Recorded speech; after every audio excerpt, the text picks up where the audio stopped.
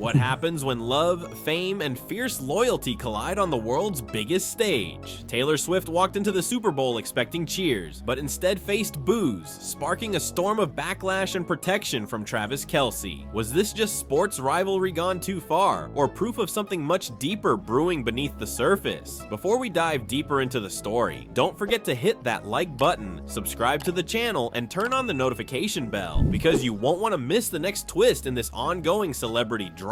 Travis Kelce has finally had enough, and he isn't holding back. The Kansas City Chiefs star is drawing a firm line after witnessing the hostility directed at Taylor Swift, his girlfriend and one of the most famous women in the world. Kelce has spoken out with raw honesty, declaring that he is done tolerating the constant harassment and scrutiny that follows her every step. The breaking point came after an incident that stunned millions. During the Super Bowl in New Orleans, Taylor Swift was not greeted with admiration, but instead showered with jeers. The moment was jarring. One of the world's most beloved entertainers, sitting quietly in the stands to support her partner, was treated with outright disrespect in front of thousands. Taylor wasn't alone. By her side was rapper Ice Spice, her friend and frequent collaborator, who tried to laugh off the tension with her. Taylor herself attempted a composed smile, but no one could ignore the sting of the crowd's reaction. To be booed on one of the grandest stages in American culture is not a trivial matter. It carried a message, one that revealed both the darker side of sports fandom and the divisive opinions surrounding Taylor's presence in the NFL world. Why would such a global superstar face this kind of public rejection? In the aftermath, the internet erupted. Support poured in from every direction, particularly from Serena Williams, a longtime fan of Taylor's music and a cultural icon herself. Serena posted words of encouragement, reminding Taylor not to let the negativity penetrate her spirit. That one message showcased the incredible loyalty Taylor commands, even among fellow celebrities who understand what it means to live under constant public judgment. Her family also rallied behind her. Taylor's brother Austin sat nearby, joined by old friends like Ashley Avignon, who has been a steady presence in her inner circle for years. And while the boos echoed inside the stadium, Swifties around the globe mobilized online to drown out the hostility with overwhelming love. Meanwhile, across the field, the Philadelphia Eagles enjoyed a celebrity endorsement of their own. Actor Bradley Cooper, a lifelong Eagles supporter, had the honor of introducing his team with thunderous pride. The moment underlined the intense tribalism of the Super Bowl, where allegiances are worn like armor, and even the smallest spark can ignite waves of passion. Against that backdrop, Taylor's presence became a lightning rod. Even the television broadcast appeared to sense the tension. After the awkward reaction from the crowd, cameras seemed to deliberately shift away from her during the later part of the game. It was as if the production team wanted to avoid further controversy by keeping her out of focus. But the moment that truly escalated everything came not from the stadium, but from former President Donald Trump. Never one to shy away from divisive commentary, he mocked Taylor online, tying the boos to her past political endorsements. With biting sarcasm, he claimed she had an even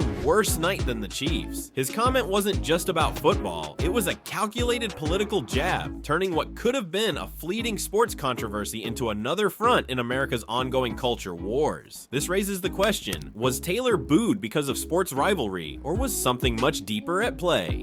Taylor Swift's relationship with Travis Kelce has undeniably changed the dynamic of the NFL since it became public in 2023. Her mere presence at games has drawn new eyes to the league, particularly among women. Merchandise sales soared, with shirts declaring "In My Chiefs Era" and "Go Taylor's Boyfriend" flooding stadiums and online shops. Statistics back this up. The NFL reported a 21% rise in female fans within a single year, attributing much of the surge to Taylor's influence. Market experts estimated that her impact translated into nearly $1 billion in added brand value for the NFL. This wasn't just celebrity gossip, it was measurable cultural power. Taylor had transformed herself from a spectator to an economic force within one of America's most traditional male-dominated spaces. But change often invites resistance. From the very beginning, vocal critics accused Taylor of being a distraction. Online threads fumed about her airtime during games, claiming she was overshadowing the sport itself. The backlash was so loud that even the NFL had to address it publicly, making statements that tried to balance respect for its tradition with acknowledgement of the new audience Taylor had brought in. Could the boos at the Super Bowl have been the culmination of that simmering resentment? For Travis Kelce, the moment cut deeply. Reports soon surfaced that his parents, Donna and Ed, were devastated to see the cruel treatment of Taylor. They felt that no one, no matter how famous, deserved that level of hostility. Friends close to the family told outlets that the incident weighed heavily on Travis. Seeing the hurt on Taylor's face, even if she tried to mask it, left him feeling powerless and enraged. This wasn't just about football anymore. It was about protecting someone he loved. Travis had always been known as fiercely loyal, but now the world was seeing just how far he would go to shield Taylor from harm. Isn't it telling that in moments of public cruelty, the loudest voices of defense often come from unexpected places? Take Kylie Kelce, for instance. The wife of Jason Kelce, Travis's brother and a Philadelphia Eagle, could have easily ignored the situation or stayed neutral. Instead, she stood in solidarity with Taylor, despite being a supporter of the opposing team. Her gesture proved that compassion can cut across rivalry lines, offering a glimpse of humanity amid the chaos. Fox Sports host Erin Andrews, another well-known Swiftie, also defended Taylor. She emphasized how absurd it was for a woman who has filled stadiums worldwide to be mocked inside one. Erin's words reframed the situation, reminding the public that Taylor's cultural weight far outweighs a few boos from sports fans. The ripple effect spread further. Influencers like Olivia Dunn chimed in, using humor to distance themselves from the negativity and show allegiance to Taylor. These responses weren't trivial. They underscored the growing community of women standing together inside the hyper-masculine space of professional football. At its core, the incident reflects something larger than one awkward moment in a stadium. It's about the clash between tradition and transformation, between an old guard clinging to the past and a new wave of fans, many of them women, redefining what football culture looks like. Taylor Swift didn't choose this fight, but her presence made her the symbol of change. And for Travis Kelce, the boos weren't just noise from a stadium. They were an attack on the person he cares for most, a public humiliation that forced him to step up and speak out. His response wasn't polished PR, it was a heartfelt declaration that enough is enough. How far would you go to defend the person you love when the whole world seems against them? Kelce's protective stance marks a turning point. He's no longer content to let Taylor absorb the blows of online trolling and public backlash alone. He's sending a clear message, not only to fans, but to the entire sports community, that he will not stand by while the woman he loves is targeted. The truth is, Taylor Swift and Travis Kelce's relationship has become more than a romance. It's a cultural phenomenon. It bridges two worlds, the glittering, scrutinized realm of pop superstardom and the fiercely loyal, tradition-heavy culture of the NFL. Their union is both celebrated and criticized, adored and attacked, making every public appearance a battleground for perception. Yet, despite all the noise, Taylor continues to show up. She continues to cheer, to laugh with friends in the stands, to wear her support proudly. And Travis continues to play with determination, all while defending her dignity off the field. Together, they embody resilience in the face of relentless scrutiny. What does it say about us as a culture that even joy, two people simply supporting each other, becomes fodder for hostility?